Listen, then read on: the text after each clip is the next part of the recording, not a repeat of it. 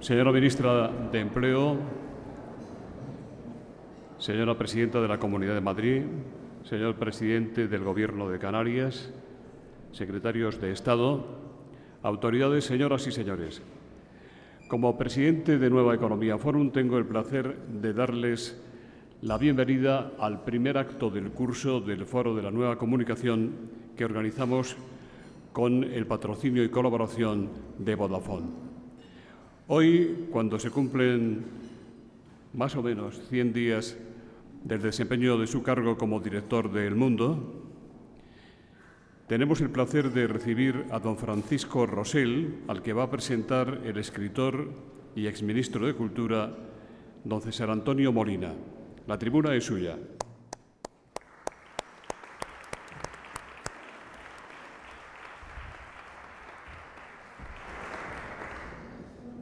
Buenos días,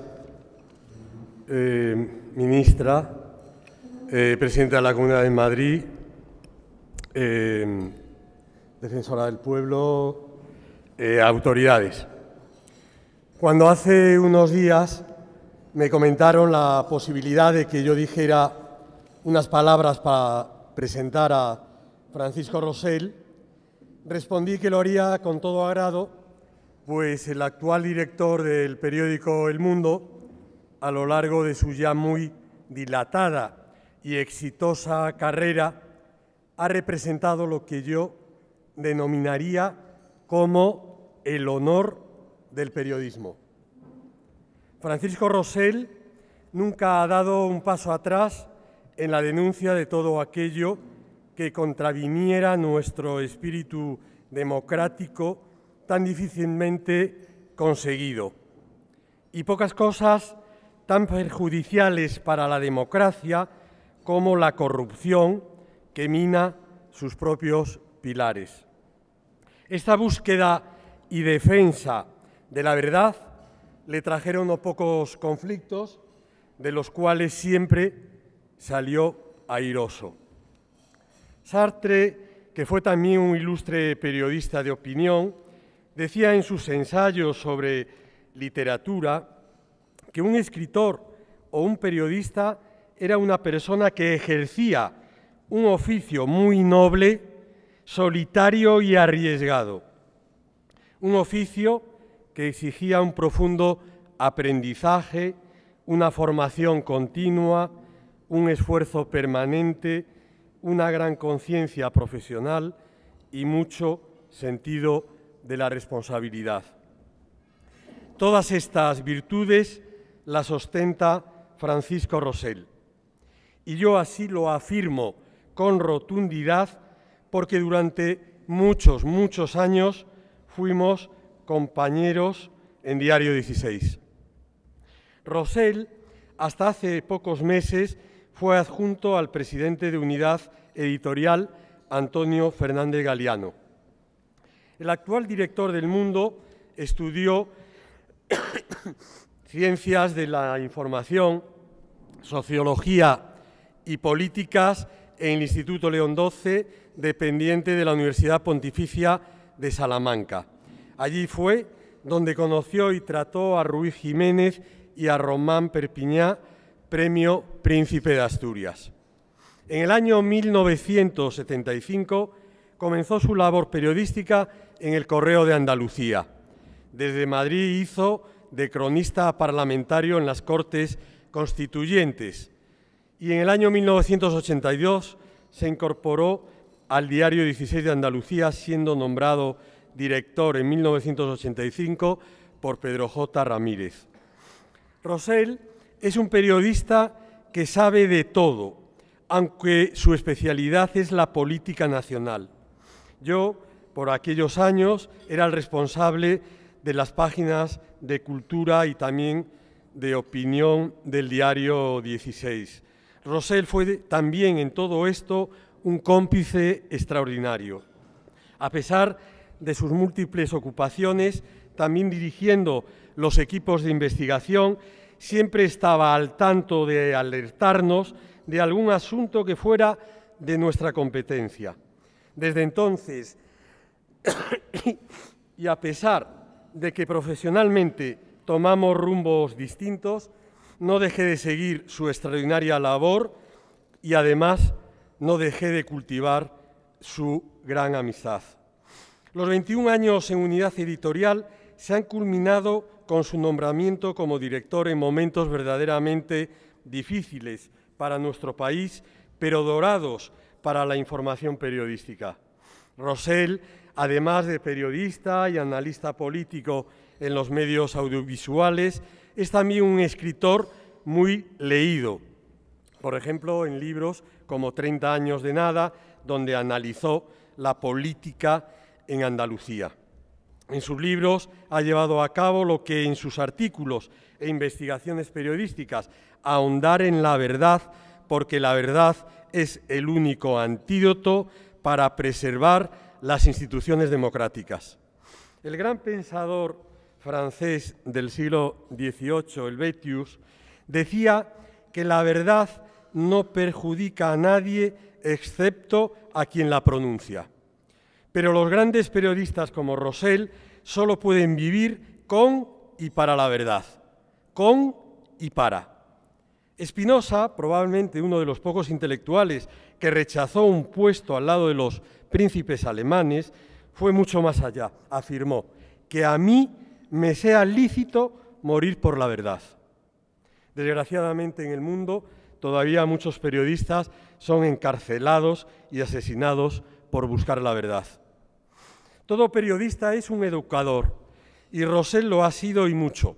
Unamuno, en uno de sus varios artículos en defensa del periodismo de comienzos del siglo pasado, decía que España y los españoles, gracias a los periódicos, habían mantenido su educación permanente. Incluso los periódicos en nuestro país ayudaron a la alfabetización. Tanto Unamuno como Ortega o María Zambrano pedía que se les protegiera para realizar su labor.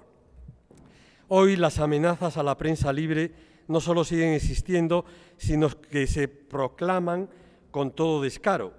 Por ejemplo, por parte de nuestro populismo local, a quien le gustaría volver a resucitar aquella vieja prensa del movimiento. Estos populistas harían lo mismo que hizo el régimen franquista con el diario Madrid, un periódico conservador y nada revolucionario, volarlo. Umbral, que también dejó páginas magistrales en El Mundo, por aquellas fechas comentó irónicamente este suceso diciendo que se había hecho esa voladura para levantar en el lugar que quedara un gran monumento a Gutenberg. La libertad de expresión siempre está amenazada, incluso en las democracias. Camus, periodista en activo durante muchos años de su vida, sentenció que un país suele valer lo que vale su prensa. Y nuestra prensa y nuestras cabeceras tan prestigiosas como El Mundo y profesionales tan relevantes como Francisco Rosell hacen no solo grande a su oficio, sino también grande a la democracia.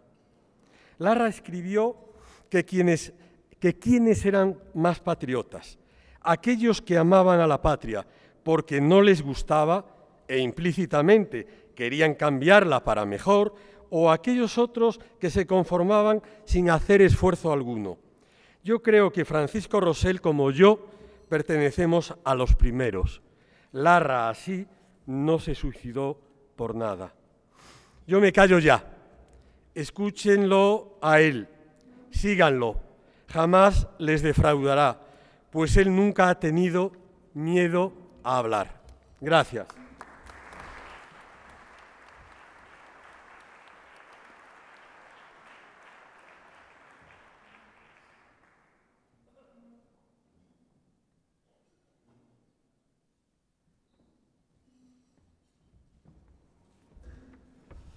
Muy buenos días. Queridos amigos, os agradezco muy sinceramente que hoy estéis aquí, porque sé que otros muchos amigos no han podido estar, porque los momentos que vivimos son momentos muy delicados, muy complicados, y nos exige a todos estar en cada lugar de trabajo, en cada lugar que tenemos encomendado. Por tanto, os agradezco muy sinceramente a todos que hoy estéis aquí, a la ministra de Trabajo, Fátima Báñez, a la presidenta de la Comunidad, Cristina Cifuentes, a representantes de los partidos políticos, de los empresarios, gracias Antonio, de la sociedad civil, a la secretaria de Estado de Comunicación, Carmen Martínez Castro, bueno, y sería la relación muy directa. Yo en primer lugar, me gustaría hoy estar a la altura de las palabras que ha dictado desde la amistad un amigo como César Antonio Molina.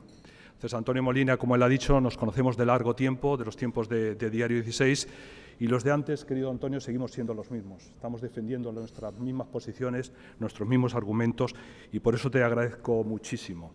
Te agradezco las palabras, lo que sí, no espero suicidarme con Larra ni asistir al suicidio de este gran país que es España, pero por eso lucharemos. Cuando José Luis Rodríguez, al que le agradezco muy sinceramente que me haya llamado para inaugurar este curso, me dijo que cuándo podíamos mantener esta reunión, yo puse poco el 4 de octubre. Yo no esperaba que estuviéramos en esta situación, ni muchísimo menos. Yo esperaba hablar exclusivamente de los cambios, de introducir en el periódico las vivencias del propio periodismo. Pero la verdad es que estamos en una vorágine absoluta en el que desde el 17 de agosto pues prácticamente asistimos a un día eterno, casi sin noches, en el que estamos muy pendientes de lo que ocurre en este país. Por tanto, José Luis, te agradezco muchísimo que me hayas hecho este ofrecimiento y ahora esté aquí al cabo de estos 100 días, ¿no? Por tanto, gracias.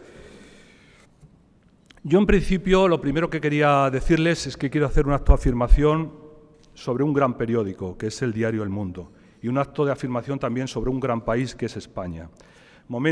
Estamos viviendo, yo lo decía el domingo en el artículo que publiqué en el periódico, que vimos un momentum catastrophicum, recordando un viejo libro de Baroja. Pero yo sé que estos momentos del que participan los medios de comunicación y que participa el país vamos a salir, y vamos a salir reforzados, con el esfuerzo de todos. Por tanto, quiero hacer esta profesión de fe en el periodismo y esta profesión de fe en el país.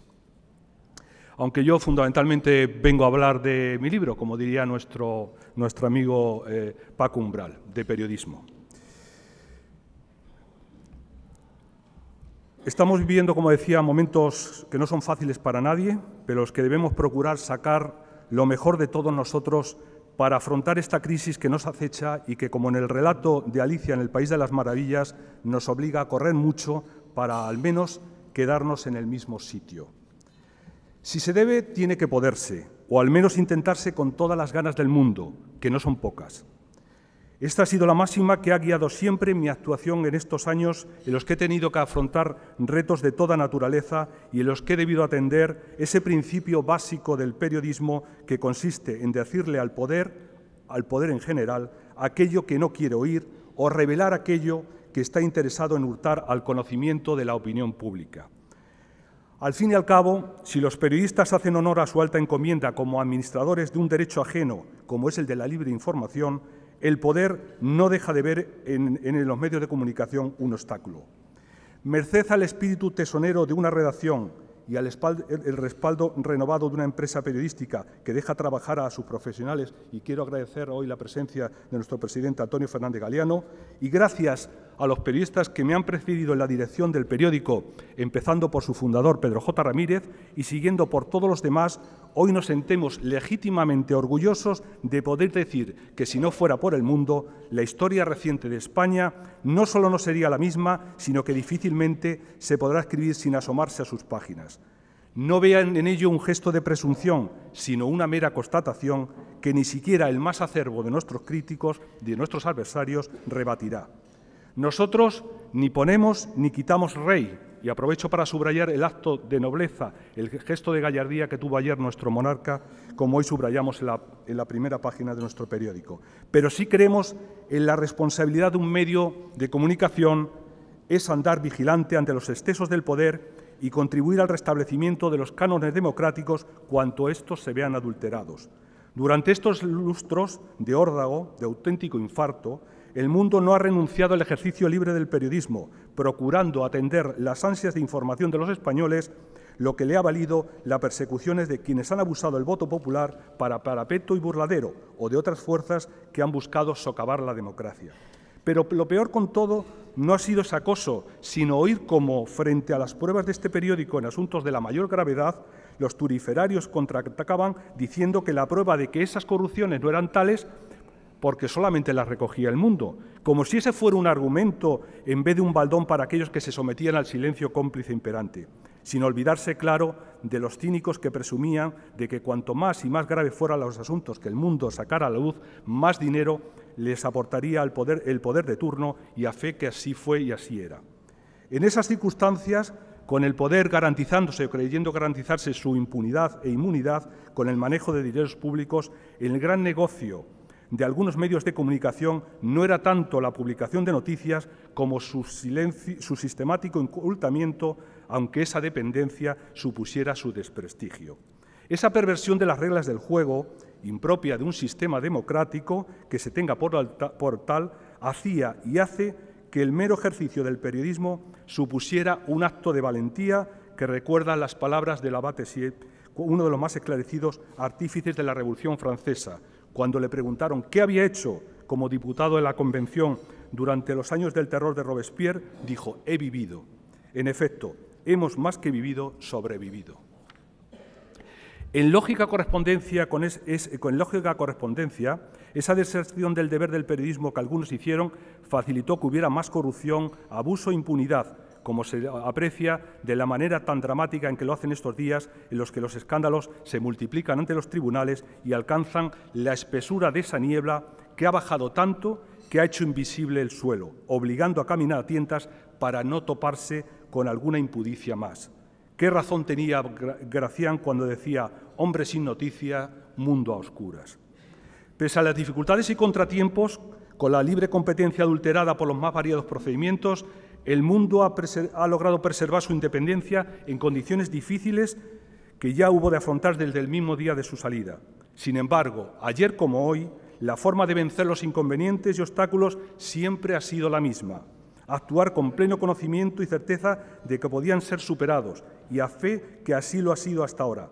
Para ello conviene, como figura en el retrato de un veneciano del pintor siciliano Messina, ser modesto en la prosperidad y prudente en el infortunio. Mucho más cuando nuestra obligación es desnudar la realidad para saber qué hay detrás de la apariencia y buscar lo que no dicen nuestros gobernantes, pues en ello va la credibilidad de un medio de comunicación cuya marca debe ser una garantía por encima de la tecnología que emplee para ir al encuentro de sus lectores. No obstante, somos conscientes de que haber acertado muchas veces no nos garantiza ni mucho menos tener la razón siempre. Por eso debemos ser autocríticos con nuestra tarea, como garantía de nuestra fiabilidad y solvencia, porque seguro que habremos cometido y cometeremos muchos errores, por lo que debemos pedir disculpas a aquellos que se han visto injustamente perjudicados por ellos, pero ninguno, cierto pueden estar de ellos, se ha debido a que nos hayamos apartado de nuestro genuino servicio a los lectores. Primordialmente de aquellos que acuden a nuestro periódico como la madre coraje de la película El cuarto poder, cuando el director Bogart le pregunta ¿por qué no vas a la policía para que sea ella la que esclarezca el asesinato de su hija? Esta le responde: ¿policía? No conozco a la policía, conozco el periódico. Hace 30 años que conozco este periódico. Era una mujer que se fiaba más de aquel diario que de las instituciones mismas. Con la perspectiva de estos casi 30 años, como aquel periódico de película, El Mundo, puedo asegurarles, vive intensamente ese periodismo para garantizar la libertad, porque probablemente no haya forma más bella de vivir y apasionada de vivir la libertad que el periodismo. Así lo hemos hecho y así esperamos seguir haciéndolo 30 veces 30, quienes realizamos diariamente El Mundo, con la compañía y ayuda inexcusable de nuestros lectores y anunciantes. En nuestro deambular siempre tuvimos presentes la palabra del ingenioso hidalgo manchego: la libertad, Sancho, es uno de los más preciosos dones que a los hombres dieron los cielos. Con ella no pueden igualarse los tesoros que encierra la tierra, ni el mar encubre. Por la libertad, así como por la honra, se puede y debe aventurar la vida. Lo dicho, si se puede, tiene que poderse. Sabiendo que los tiempos que corren y que nos aguardan no son precisamente fáciles, hago mías las palabras de Churchill, pronunció en 1942, cuando Gran Bretaña obtuvo una gran victoria frente al ejército alemán en el norte de África, lo que elevó los ánimos de una población que llevaba 3 años en una guerra cuyo final todos deseaban. No es el final, ni siquiera es el principio del final, pero tal vez es el final del principio. Por eso, con el mismo espíritu pionero del mundo en aquel año de su salida, en el que algunos nos daban un duro por el periódico, y aquí algunos fundadores, como Alfonso de Salas, al que le agradezco mucho su presencia, nos disponemos a seguir haciendo machadianamente camino al andar, desde la confianza y la esperanza de un futuro mejor para una España constitucional y en la libertad, por la que apostamos de manera tan firme desde el primer número, al tiempo que reclamamos con Goethe luz más luz. Sin periodismo no hay democracia de calidad, pues se sustenta por ciudadanos verdaderamente bien informados. Y esto pasa por averiguar el porqué de las cosas, por aquello que sostiene el pie del iceberg de las noticias. No le faltaba razón a Ben Bradley, el exdirector del Washington Post, cuando afirmaba que para un periodista el principio fundamental es buscar la verdad y contarla, aunque a veces no sea nada fácil, como ha dicho César Antonio de Molina, y hay muchos periodistas que han pagado caro por ello. La prensa no murió con la radio, ni esta con la televisión, ni esta a su vez lo hará con Internet, sino que los tres se sostuvieron en pie, si se quiere, con esa arquitectura de Gaudí que milagrosamente mantiene erguida la Sagrada Familia de Barcelona. Y me estoy refiriendo estrictamente a la Sagrada Familia, no a cierto clan que ha saqueado Cataluña llamándose Sagrada Familia, como divulgamos el otro día en El Mundo. Con el añadido de que el periodismo se apoderó de la radio, se hizo sitio en televisión y ha vuelto a hacérselo en Internet. Claro que, como ocurre en todo mestizaje, todos han terminado recibiendo influencias mutuas y muchos pueden pensar que se ha malbaratado el espíritu primigenio del periodismo, frivolizándose como consecuencia de los poderosos rayos catódicos de una televisión que hace a veces de la información un espectáculo más. La instantaneidad de las noticias empezó con la televisión e Internet es su apoteosis, es el apoteosis de lo instantáneo. Por eso, el periodista tiene que concentrarse en el significado de los hechos. El Internet como corriente continua de agua en el que unas noticias desalojan a otras y hacen realidad aquello que decía Heráclito de que nadie se baña en el mismo río, debe buscar el porqué de las cosas. En ese sentido, la tarea de jerarquización de las noticias es fundamental y la tarea de los periodistas irreemplazable. Creo que se está a tiempo de que el periodismo, como ha ocurrido siempre, coja velocidad, recupere el tiempo perdido y sirva para canalizar el caudal amazónico de la desinformación que prolifera en Internet. El riesgo de trabajar en tiempo real y los riesgos del directo obliga a tener un temple como el cirujano que opera, que no puede equivocarse y que le obliga a actuar con criterio, no publicando noticias sin contrastar con la eximente de que ha habido alguien de en algún lado que lo ha publicado. Ni rigor mortis ni todo sirve para la cazuela. Los nuevos hábitos de información del ciudadano han provocado una radical transformación de las empresas, que en el cambio deben afirmar su fiabilidad, independientemente del formato, y sus profesionales deben hacer un trabajo fundamental a la hora de decir y saber comunicar las cosas. Aspectos clave es ser cabeceras de referencia, que sean una garantía de los productos que emiten, de que te puedes fiar. Algunos le han llamado el efecto Martini, donde estés y a la hora que estés puedes contar con él. Para ello es primordial que el periodismo preserve su alma y su calidad. Cuando todo el mundo ve todo y sabe todo, el periodismo aporta las claves para comprender. Yo reivindico el papel de la prensa como un actor capaz de llegar al fondo y explicar lo que está sucediendo.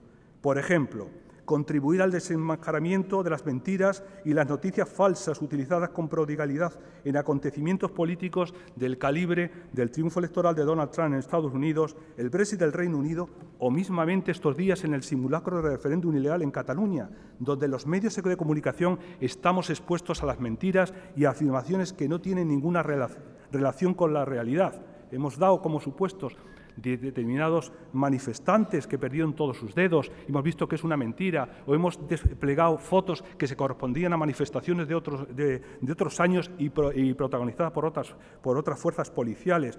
Ese es el ejercicio que tenemos. Las fake news revitalizan el papel del periodismo, del buen periodismo. Si una de las funciones de la prensa es jugar un rol de contrapeso del poder, los medios deben hacerlo hasta el final frente a los que construyen los llamados hechos alternativos y les acusan de enemigos del pueblo a los que denuncian la deshonestidad de estos impostores. Es como en la obra de Ibsen, en el que aquel médico que denuncia que el balneario del que vive todo el pueblo está contaminado y le acusan de ser el enemigo del pueblo porque pone en riesgo el mundo de mentiras sobre el que se asienta la prosperidad de ese pueblo. Desgraciadamente, la sociedad no siempre muestra ese grado de exigencia y no premia en la medida que cabría esperar a los medios que investiga. Porque ocurre lo siguiente: cuando un hecho empieza a parecerse a lo que tú crees que es verdad, se vuelve muy difícil para cualquiera advertir la diferencia entre hechos que son ciertos y hechos que no lo son. Como ha señalado recientemente Catherine Biner, es la directora de The Guardian, para explicar cómo la tecnología puede alterar la verdad en lugar de ser una ayuda a los medios de comunicación. En este sentido, se entiende que las redes sociales se han comido las noticias, amenazan la viabilidad del periodismo basado en el interés público y han contribuido a una era en la que las opiniones están sustituyendo los hechos. Lo que son sagrados, el viejo principio de que los hechos son sagrados, las opiniones son libres, se han tornado al revés. Los hechos son libres, las opiniones sagradas. Las noticias falsas es verdad que son tan antiguas como el periodismo. Y aunque muchos ciudadanos se sienten muy seguros de poder distinguirlas de las noticias verdaderas, no solemos usar la razón para obtener la verdad, conviene no olvidarlo, sino para ganar las discusiones. En este sentido, hay que remachar que la primera obligación del periodismo es con la verdad, remando contra el poder, remando a contracorriente con el poder, pero remando también a contracorriente con los hechos que se le dan una credibilidad y que no se ajustan a los hechos, aunque a veces no sea fácil para los medios de comunicación y tengan que sufrir el acoso muchas veces y el linchamiento a través de las redes. A veces se habla de periodismo ciudadano. No entiendo ese concepto, salvo que se sirva para fijar ese objetivo, es decir, destinado al ciudadano. Pero generalmente se usa como engañifa para negar el papel de intermediario, para negar el papel de los periodistas. Falso de toda falsedad, pues solo se cambia de intermediario que en este caso usa un antifaz para no ser reconocido. Esto recuerda cuando en un momento de mayores casos de corrupción, Felipe González hablaba de información pública, información publicada en un intento de desprestigiar a los medios críticos y que revelaban aquello que a él no le interesaba o que estaba interesado en mantener oculto, que era precisamente la esencia del periodismo para Orwell. Por eso, no llamemos periodismo ciudadano a lo que pueden ser datos y testimonios aportados por una fuente informativa, pero que no ha pasado por el tamiz necesario para que tenga la consideración del periodismo. Hacer periodismo es recoger la noticia, reconocerla como tal, construir el contexto para explicarla, publicarla y, algo muy importante, jerarquizarla. En cualquier caso, el gran reto es la construcción de un modelo de negocio que lo haga rentable y proteja la independencia de sus contenidos para que no caigan en la vulgaridad y en la elementalidad, lo que se constata muchas veces echando un vistazo a las noticias más leídas en los portales informativos, incluidos los de aquellos medios tenidos por muy sesudos y que hay que leer con el ceño fruncido para estar en consonancia con sus contenidos. Abunda el sexo y mengua el seso, como si la inteligencia estuviera proscrita y alguien hubiera decretado la expulsión de la inteligencia al modo de Millán Astráin respondiendo a Unamuno en la inauguración de aquel curso de la Universidad de Salamanca. Otro de los grandes riesgos es el exceso de la información, o no bien contextualizada. También puede producir el efecto nocivo de la desinformación de unos ciudadanos a los que aparentemente se les informa de todo, pero a los que no se les entera de nada. Generalmente los ciudadanos tenemos que decidir sobre cosas que la mayoría no entiende o algo más grave, que no les interesa, desertando de su responsabilidad y sometiéndose a una servidumbre voluntaria. Nunca ha habido tanta información disponible como ahora y nunca se ha malgastado de la forma en que se está haciendo.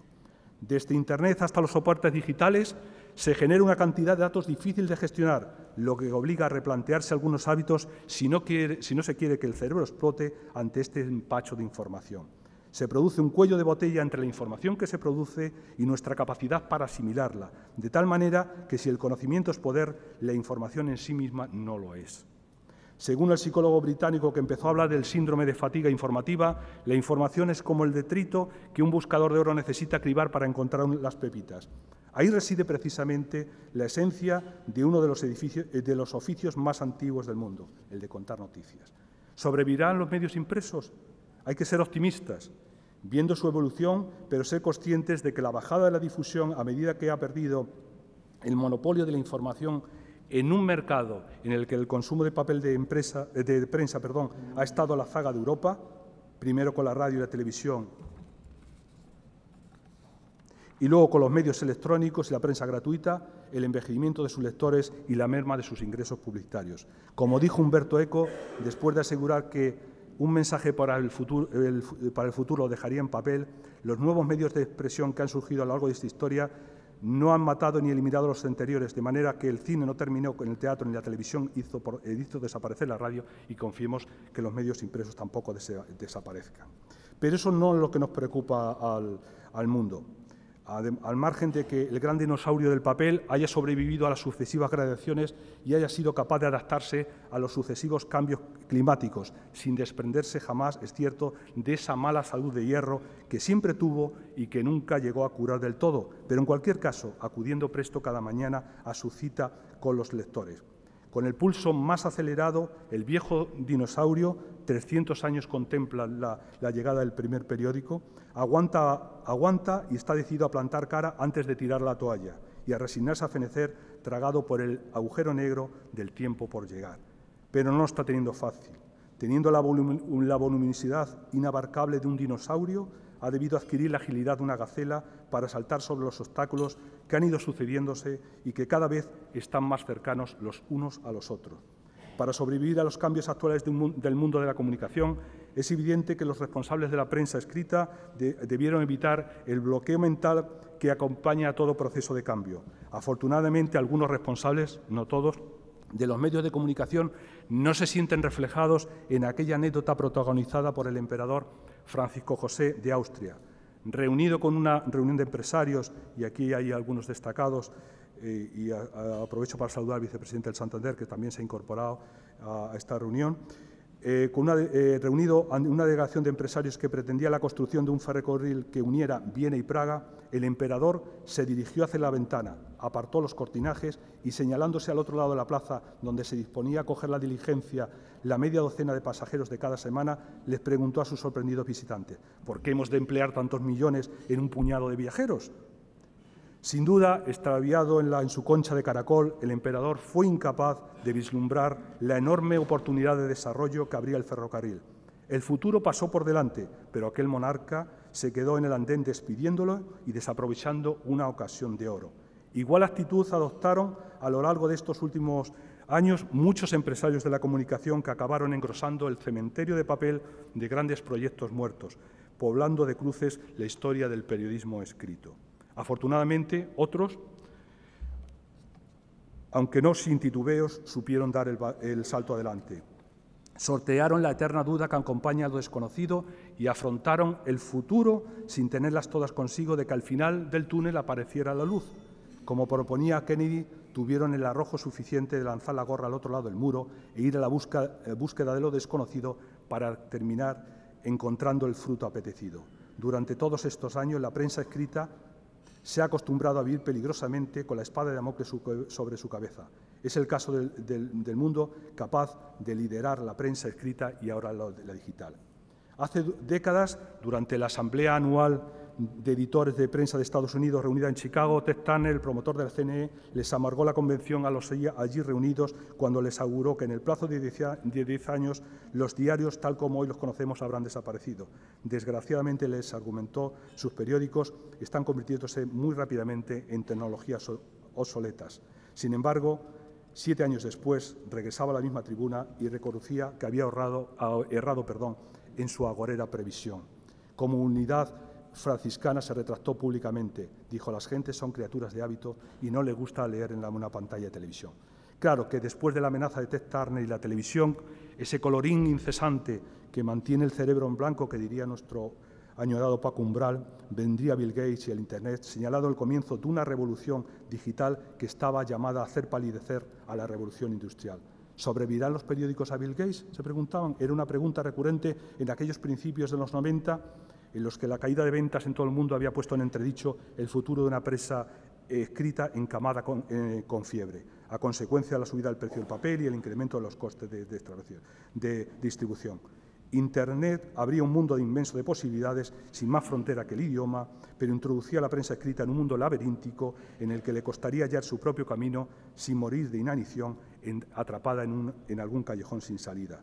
Sin duda, dando muchos tropezones, la llamada revolución electrónica le obligó y le está obligando a un monumental esfuerzo de adaptación, así como a un cambio de mentalidad, de contenidos, de lenguaje, de diseño, sin que a ello le haya hecho perder por el momento al periodismo su alma, su esencia, aunque las amenazas sean constantes.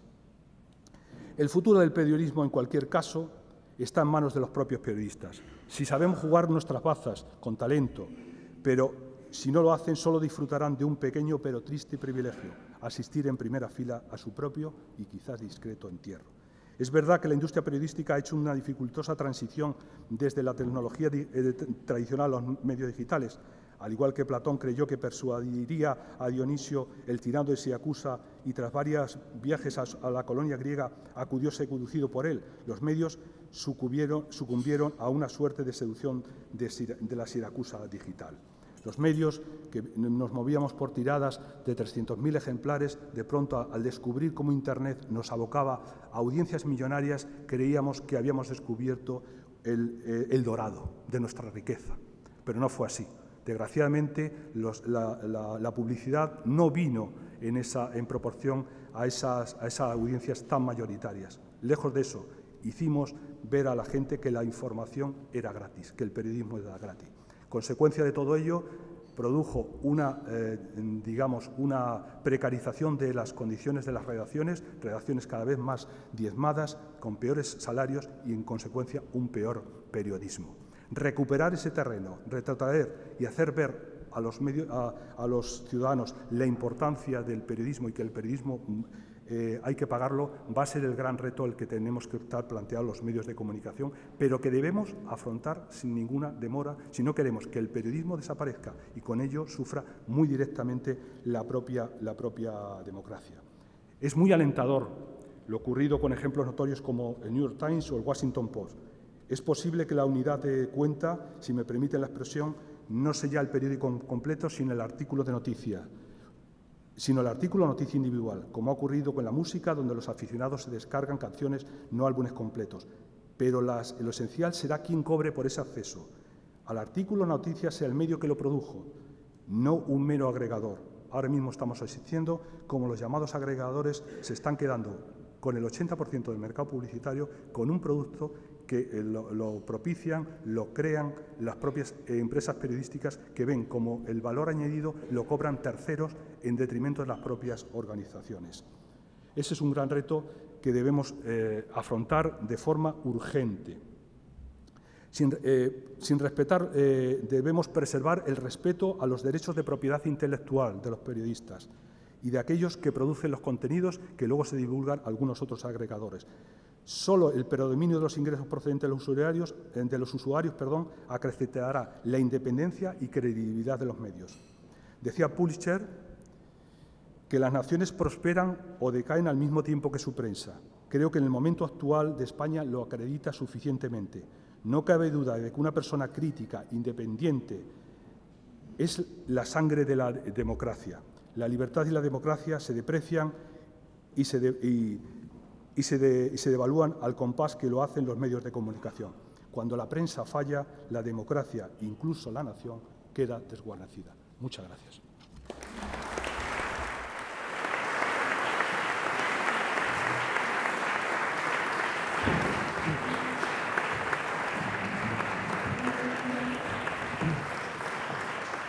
Muchas gracias, César Antonio, por la presentación. Muchas gracias, don Francisco, por su intervención. Al principio de este acto he saludado, entre otras autoridades, al presidente del Gobierno de Canarias, don Fernando Clavijo, que intervendrá en estas tribunas el mes próximo. Inicialmente se había previsto para el 11 de octubre, pero el presidente ha propuesto, y naturalmente lo hemos aceptado, que sea aplazada su intervención al 22 de noviembre y entonces será presentado por la vicepresidenta del Gobierno, doña Soraya Sáenz de Santamaría. Empezamos con las preguntas. Antonio Ramírez Argüello dice: usted se ha referido en su discurso a la valiente intervención de Felipe VI ayer, que se echaba de menos después de lo ocurrido el domingo, porque la Constitución, no hay que olvidarlo, le da al rey la suprema misión de salvaguardar la unidad nacional. El Mundo alaba en su edición de hoy la iniciativa y el contenido de las palabras del monarca. ¿Cree que ese discurso institucional le ha puesto en una contrarreloj con Puigdemont el cronómetro a Rajoy para que, solo o en compañía de otros, tome medidas contundentes, entre ellas el trámite para la aplicación del artículo 155 de la Constitución? ¿Espera usted que el presidente del Gobierno mueva ficha hoy mismo? ¿No deberá esperar el diálogo a que se pongan las cosas en su lugar y que se corrija el desorden? Carlos López Combarros dice: ¿qué pasos debería dar el Gobierno de la Nación con el tema catalán? Entiendo, dice Carlos, que la senda del diálogo está rota porque la confianza ha saltado por los aires. Ximena Marín, de Cambio 16, dice: el presidente de la Generalitat Valenciana, Ximo Puig, aseguró en esta misma tribuna en Valencia que ni Rajoy ni Puigdemont han sido capaces de abrir cauces de diálogo y, por tanto, deberían hacerse a un lado. ¿Usted qué opina sobre esto? Bueno, en primer lugar, le agradezco mucho la pregunta al presidente de Canarias y le agradezco mucho que esté aquí, como se lo agradezco también a la defensora del pueblo, Soledad Becerril, y al presidente del PP de Andalucía, Juanma Moreno Bonilla. Nosotros hemos aplaudido el papel del rey porque nos parece que es el discurso de su reinado. Realmente el rey tiene una posición moderadora y yo creo que la ejerció ayer de forma ejemplar. Nosotros estamos instando, incluso el titular del diario El Mundo del día anterior, de las vísperas, estábamos animando a que el presidente del Gobierno se dejara de sus titubeos y tomara decisiones, porque la situación se estaba haciendo bastante irreversible. Yo creo que el rey verbalizó muy bien ayer, tanto de palabra como con sus gestos, cuál es su papel y la necesidad de que el Gobierno, no solamente los gobiernos, porque él habló de los poderes del Estado, y hoy se ha producido una decisión de los poderes de los Estados, como esos son los tribunales de justicia y en concreto la Audiencia Nacional. Por tanto, no era un llamamiento en exclusiva al presidente del Gobierno, lo que pasa es que el presidente del Gobierno, naturalmente, es el jefe del Ejecutivo y su responsabilidad es máxima en este terreno. Por tanto, yo creo que el rey se ha comprometido, yo creo que de forma muy decidida, en lo que tiene su razón de ser. Es decir, es que un rey no se entiende sin una España unida, ¿no? Es que es una contradicción en sus propios términos. Y yo creo que el rey no podía, sinceramente, sabiendo que ayer arriesgó muchísimo, como lo hizo su padre la noche del 23F, yo creo que ayer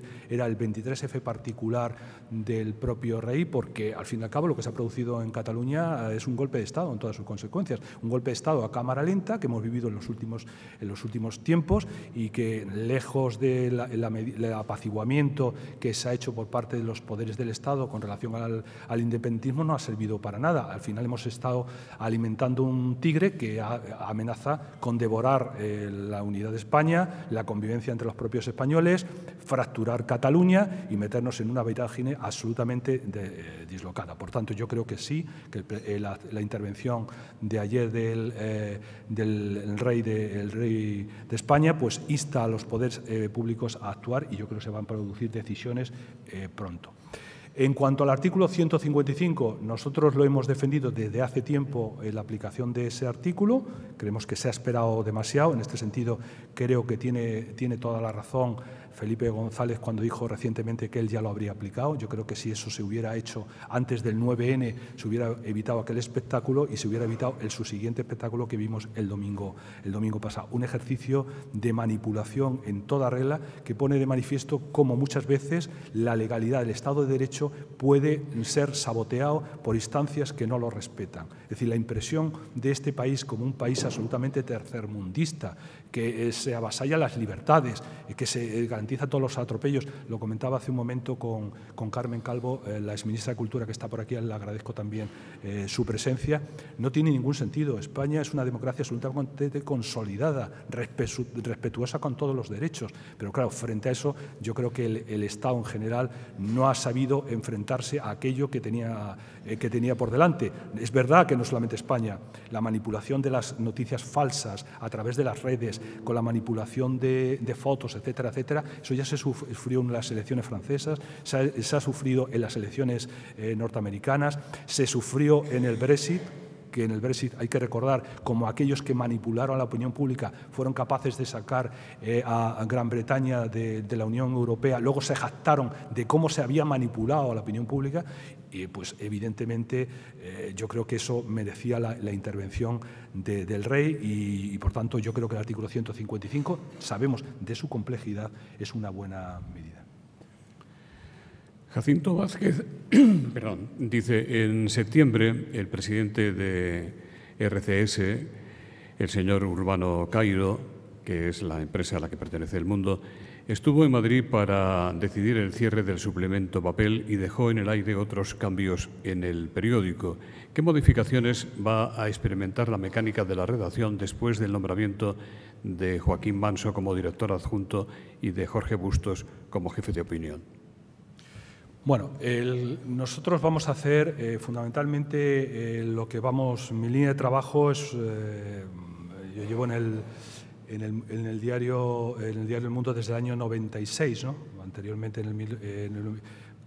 anteriormente había estado con muchos de los que ahora forman, y aquí veo a algunos compañeros como Lucía Méndez y algunos otros que son veteranos de la casa en los tiempos de Diario 16, lo recordábamos con César Antonio Molina, desde el año 85. O sea, somos una generación que venimos practicando el mismo periodismo desde entonces.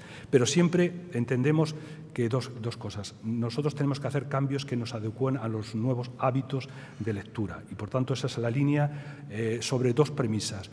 El periódico El Mundo debe ser un periódico que sorprenda a sus lectores, trayéndole las mejores informaciones, trayendo el mejor periodismo de investigación, los mejores enfoques de la actualidad, la mejor forma de abordar todos los asuntos, pero que no desconcierta a sus lectores. Nosotros estamos posicionados en una defensa de la libertad frente a todos sus adversarios. Una vez puede ser el poder político, otra vez puede ser el poder económico, otro puede ser los populismos, etcétera, etcétera. Y la defensa de esa libertad. No queremos llegar al caso dramático de un periodista al que le tengo yo mucho aprecio y que vivió en unos tiempos muy difíciles, unos tiempos más difíciles, que fue Manuel Chaves Nogales, un sevillano que decía en uno de sus libros, uno de sus protagonistas decía, en España la libertad no tenía quien la defendiera. Por lo menos en el mundo van a tener un defensor de esa libertad frente a cualquier atropello. Y ese es nuestro ADN, nuestro leitmotiv de todo esto. Ahora, los cambios que se van a hacer es, en el sentido del nuevo dueño del periódico, Urbano Cairo, es un hombre que conoce muy bien los medios de comunicación, sabe cómo llegar a los lectores y nosotros no vamos a intentar repartirnos la tarta, nosotros vamos a intentar que la tarta crezca y nos la podemos repartir, haciéndonos imprescindibles para los lectores. Hemos pasado tiempos muy difíciles, afortunadamente se han preservado dos cosas, el talento de la redacción del Mundo y el respeto y la identificación con la marca de nuestros lectores. Ahora debemos llegar a ampliar todos ellos, es decir, potenciar nuestra redacción, potenciar nuestros contenidos y aumentar nuestros lectores, ya sea en papel o ya sea en Internet. Julio Delgado dice, ¿es fácil y recomendable para un periódico de la enjundia de El Mundo llevar a efecto las instrucciones que parece se ha dado por parte del editor de realizar un diario en papel más visual, con textos más cortos, fotos y gráficos de mayores dimensiones y un estilo más desenfadado? ¿Qué cambios veremos pronto en esta línea? ¿Se irá mucho más lejos, más allá de lo hecho en las últimas semanas? ¿Van a ir ustedes por el camino de los gratuitos 20 minutos y de los desaparecidos ADN y qué? ¿Puede El Mundo renunciar a ser un periódico de marcada opinión sobre lo que ocurre en beneficio de contenidos más ligeros? ¿No sería diluir el ADN de El Mundo? de la historia del mundo. Bueno, vamos justo en la dirección contraria. Nosotros queremos hacer un periódico más atractivo, pero para hacer un comentario no hace falta llenar 18 páginas, cubrir 18 páginas. Puede ser un comentario muy breve. Bueno, tenemos maestros del periodismo como Escarpite, Lemón, que era capaz, o Secondat en su momento, en 5 líneas, retratarte la actualidad. Nosotros vamos a un periódico que llegue más fácilmente a nuestros lectores. Nosotros no vamos a un periódico más frívolo, ni gratuito, ni muchísimo menos. Lo estamos viendo en todo este tiempo. Justo vamos en la dirección contraria, a un nivel de exigencia, de textos más rigurosos, de mejores firmas. Eso no es en la línea que se va, justo en la contraria. Pero también es verdad que si ha habido una profesión que ha sido muy golpeada con la crisis y además la hemos llevado de forma muy discreta, que es el periodismo. Lo dicho, las redacciones han sido disminuidas, los salarios han sido devaluados con motivo de esta crisis que nos ha azotado de manera dramática, y es verdad que nosotros hemos practicado un cierto el pesimismo del que hemos vivido con esas razones, ha hecho periódicos más tristes, más apagados, pero eso no va en detrimento ni muchísimo menos. El rigor, ir a explicar las causas de las cosas es el trabajo que vamos a hacer y en el que estamos trabajando. Y yo creo que además nuestros lectores ya nos lo están agradeciendo, y en este sentido me parece muy alentador lo que está ocurriendo en las últimas semanas con relación al seguimiento de las informaciones, los comentarios del propio periódico. Por cierto, nosotros hemos invitado ya desde hace tiempo, y la invitación sigue abierta, a don Antonio Fernández Galeano, el presidente de Unidad Editorial, para que, como ya lo ha hecho en anteriores ocasiones, intervenga en esta tribuna, y también hemos extendido esa invitación al editor, el señor Cairo. Luis Domínguez, dice usted, es el 5º director del Mundo en 3 años, tras el cese de Pedro J. Ramírez, Casimiro García Abadillo, David Jiménez y Pedro García Cuartango, que estuvo en funciones. En este tiempo se ha producido una fuerte caída en la difusión del periódico del 37% en 3 años. ¿Qué va a hacer usted para frenar esta tendencia? Bueno, de momento es lo que estamos haciendo, parar esa tendencia, y yo creo que es muy alentador lo que está ocurriendo en las últimas semanas, y a partir de ahí, pues, lógicamente, aumentar. Pero la difusión, hay 2 cosas que queremos decir. Si frente a todas estas circunstancias, que ahora puedo entrar a ellas, hay un hecho absolutamente capital. El diario El Mundo, que ha sido líder, y sigue siendo una de las referencias de periódico líder en papel, sigue siendo líder en digital. Transformación que en muchos otros sectores nadie ha logrado hacer. Yo he contado el ejemplo de cómo los dueños de las empresas de Carwaja en su día no fueron capaces de inventar el automóvil, se quedaron fuera del negocio. El ejercicio, esa capacidad de transformación del dinosaurio de papel, hacer una gacela y hacer esa transformación, yo creo que hay que ponerlo, hay que resaltarlo. Y no solamente en una cosa exclusiva del diario El Mundo, aquí hay editores de otros medios, y quiero subrayarlo. Eso es una importancia capital, en un momento en el que hemos visto cómo los ingresos han bajado de manera espectacular. Hemos estado explorando nuevos caminos. Eso hay que ponerlo en valor y hay que subrayarlo, porque eso lo ha hecho el periodismo a costa, insisto, de unos periodistas que se han dejado lo mejor y se están dejando lo mejor de ellos para hacer esos grandes periódicos. En cuanto a lo que ha pasado, bueno, yo creo que el periódico El Mundo hizo una transformación en su momento muy importante, que es pasar de un director extraordinario por lo demás, con el que yo y al que siempre le agradeceré que mostrara mi confianza en mí desde el año 85, en el que me hizo director del diario 16 de Andalucía y luego me llamó para que dirigiera El Mundo de Andalucía en el año 96, por tanto es una persona que yo conozco y aprecio, y así lo he subrayado, como es Pedro J. Ramírez, periódico fundador y al que está entre los fundadores, y al que aprovecho también para saludar. Antes saludé y me olvidé a Alejandro de Vicente, que está por aquí, que es otro de los fundadores que está aquí, y también a nuestro vicepresidente que está aquí, ¿no? Quiero decir, fue fundador, pero El Mundo tenía una asignatura pendiente: pasar de un periódico del fundador que sobreviviera a su fundador. Esa es una obra capital, es una obra de transformación. La empresa confió en que Pedro J, como no podía ser de otra manera, tutelara esa decisión con Casimiro García Vadillo, las cosas por lo que fueran, y yo desde el aprecio que tengo a Casimiro, me parece un periodista extraordinario que ha aportado grandes scouts y ahora dirige un medio digital, pues no funcionó y esa transición no ha sido fácil. No ha sido fácil, luego se ha visto complicada con un proceso de cambio en el accionariado del grupo Risoli, en el que hubo una OPA y la persona que en principio no estaba llamada a ganar la OPA la ganó. Todo eso produjo una serie de paralizaciones que hicieron que la situación de Pedro García Cuartango, que iba a estar como director interino un par de meses, pues se prolongara un año. Y bueno, en esta circunstancia llego a la dirección. Y yo le agradezco muchísimo a Urbano Cairo, que es un hombre comprometido con el periodismo, editor de éxito, que está comprometido con el desarrollo del grupo en España, que haya depositado su confianza en hacerme frente a este reto de dirigir uno de los grandes periódicos de España, una gran de las referencias, y para mí es un motivo de orgullo, habiendo pertenecido a esa redacción desde el año 96 y anteriormente, insisto, con parte del equipo, primordialmente con Pedro J. Ramírez, desde el año 82, que no es poco.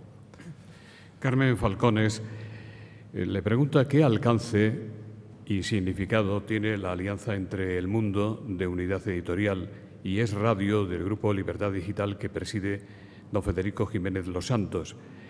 Le pregunta si la toma de control empresarial o accionarial y progresivamente la de contenidos de Libertad Digital, ¿qué consecuencias va a tener? ¿Dejará Es Radio de ser tan radical? ¿Cree que don Federico podría ser relevado en algún momento?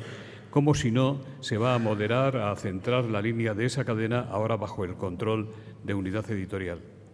Bueno, vamos a ver. Nosotros tenemos una alianza con Federico Jiménez Santos, que es uno de nuestros articulistas de referencia, derivado de que somos dueños de la emisora de Radio. Por tanto, esa alianza viene de lejos. Lo que hemos querido poner es, yo creo que en un momento en el que las alianzas entre medio de comunicación son necesarias, pues hemos llegado a este acuerdo, que me parece que es un acuerdo importante para los dos medios, pero manteniendo la personalidad de uno y de otros. Yo soy una persona que estoy en el radio pues todos los viernes, estoy con Carlos Herrera, agradezco también al grupo Planeta que me mantenga en Antena 3, estoy en todos los medios. Es decir, El Mundo es un periódico que tiene una personalidad muy acusada, como es Radio, pero de esas personalidades acusadas yo creo que se pueden llegar a puntos y alianzas de entendimiento en un momento muy complicado, tanto en lo que hace a los medios de comunicación como al momento que está viviendo la sociedad española. Por tanto, esos son los términos en que se ha hecho ese acuerdo, que yo creo que es un acuerdo muy positivo, como el que puede tener El País con la cadena SER, o el que puede tener la ABC con la cadena COPE, o cualquiera de esa naturaleza. Pero la personalidad, el ADN del Mundo está muy claro, y lo de Es Radio y la personalidad de Federico Jiménez Los Santos, uno de los grandes comunicadores de este país, evidentemente igual. Ahí yo creo que ese es el sentido de ese acuerdo. En su opinión, ¿debería recuperar El Mundo, Unidad Editorial, la explotación directa del canal de TDT del que es concesionario?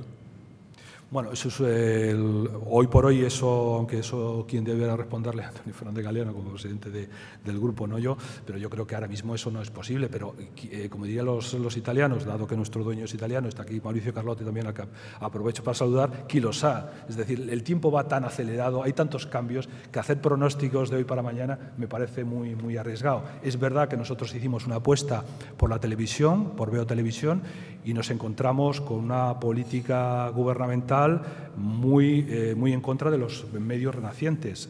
Se creó en el tema de la publicidad, no se tomaron medidas que garantizaran la pluralidad y el nacimiento de medios más pequeños, y fuimos víctimas de esas circunstancias. Quién sabe si en el futuro nosotros podemos explotar esa emisora. Hay que recordar que nuestro dueño,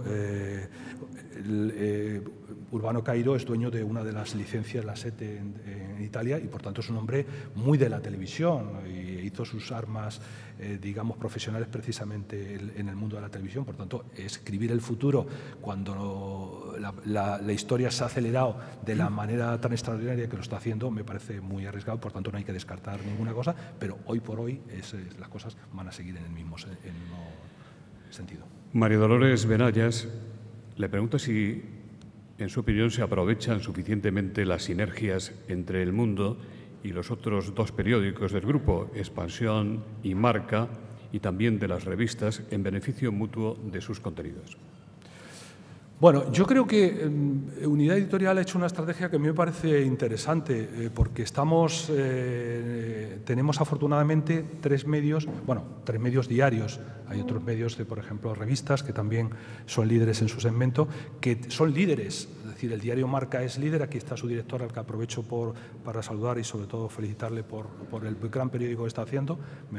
Llegó un poco antes que yo a la dirección y está haciendo una labor extraordinaria, y ahí están los niveles de audiencia tanto en papel como en Internet, y quiero felicitarle, ¿no?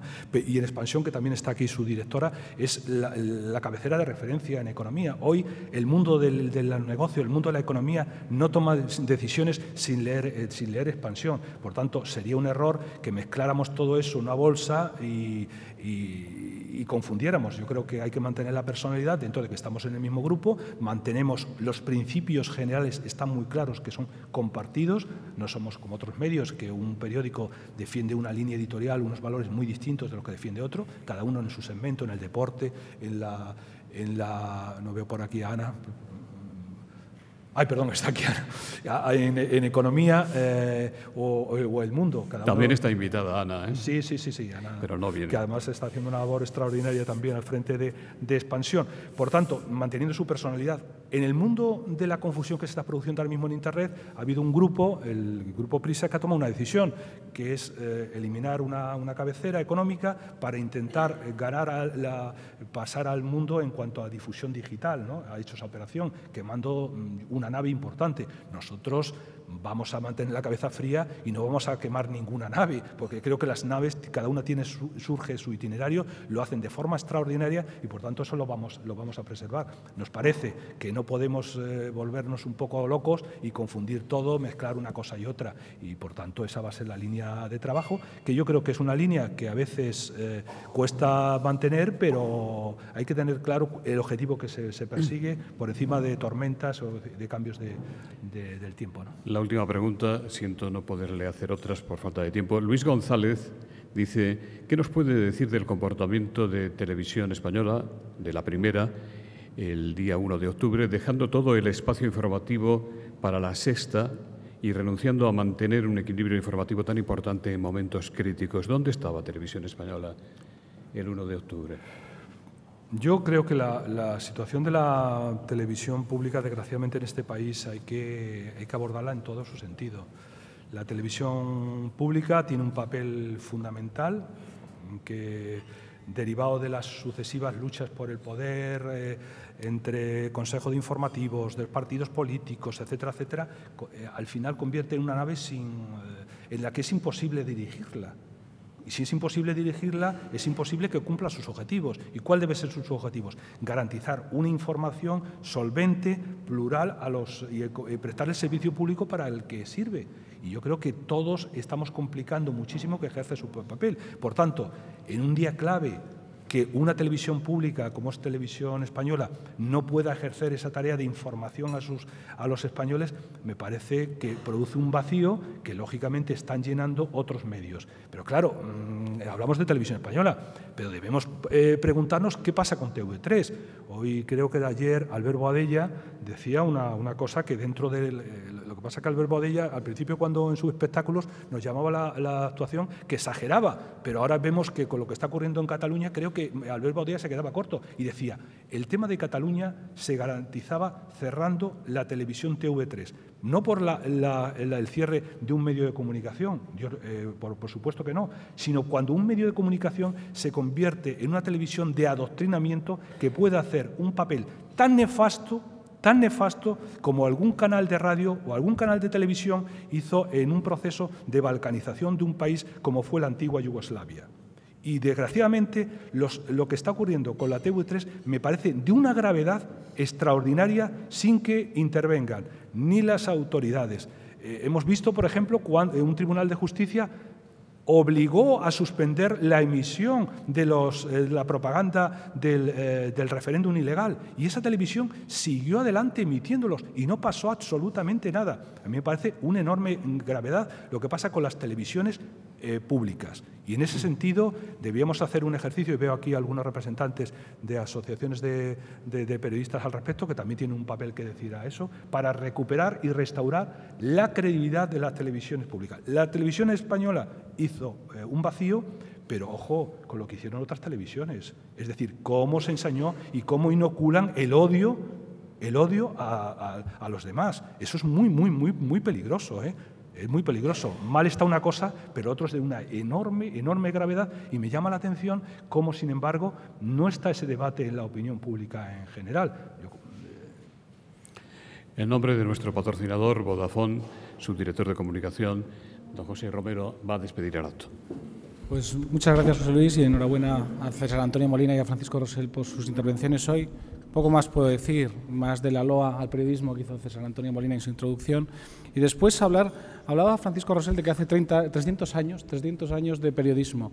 Y es verdad que hay dificultades económicas, y es verdad que el modelo de negocio hay que reinventarlo, pasa en muchos sectores, pero yo creo que es más relevante que nunca. Vivimos momentos que tienen que ver con el tema catalán, pero también con la tecnología y cómo afecta a la creación de puestos de trabajo, y hay mucha incertidumbre y mucha ansiedad. Y cuando hay mucha incertidumbre y mucha ansiedad, la gente sigue yendo a los medios de comunicación. Francisco Rosell no ha hecho mención esto en su intervención a cuánto han crecido los accesos a las páginas del Mundo en estos días, pero... Me alegro que me hagas esa pregunta, porque efectivamente en los últimos días hemos batido los récords históricos de la audiencia del Mundo, que hay que recordar que es medio líder en Internet. Es decir, en los últimos días estamos por encima de cualquier otra fecha que se haya producido. Y me gustaría saber, pero ¿cuántas veces se ha cogido un artículo, pues no sé, de Lucía Méndez, que me parece que anda por aquí, sí, y se ha reenviado? O sea, el problema no es de falta de relevancia de los medios siguen siendo muy relevantes. Y debo hacer, y perdona que te interrumpa, me parezco un tertuliano, la verdad es que la presencia de las tertulias casi me obliga a interrumpir, y no te voy a interrumpir. Hay otra cosa muy importante con respecto al Mundo, que es la cantidad de páginas consultadas, valor que es fundamental, porque claro, el valor del clip, bueno, no lo voy a decir, no lo voy a minusvalorar, pero que las páginas que se lean, el tiempo de permanencia en la lectura de los periódicos, el Mundo también es líder, que es lo fundamental, porque de esa manera estamos preservando el periodismo. Y me parece que es clave, y quiero aprovechar para resaltarlo, porque indudablemente es el trabajo de una redacción extraordinaria que hace, bueno, prácticamente estamos en un día eterno desde el 17 de agosto, en el que se produjo desgraciadamente el atentado de Barcelona, y la suma de acontecimientos nos obligan pues, a estar allí en permanencia a las 24 horas. Pues, y yo creo que es lo relevante, que en momentos de ansiedad la gente ¿de dónde va? Al buen periodismo. Y eso es una excelente noticia para todos los que estamos cerca de los medios. Y con lo que circula en las redes sociales no es suficiente, es más, las redes sociales se alimentan de lo que publican los medios. Entonces, enhorabuena por vuestro trabajo y mucha suerte para el futuro. Muchas gracias. Muchas gracias.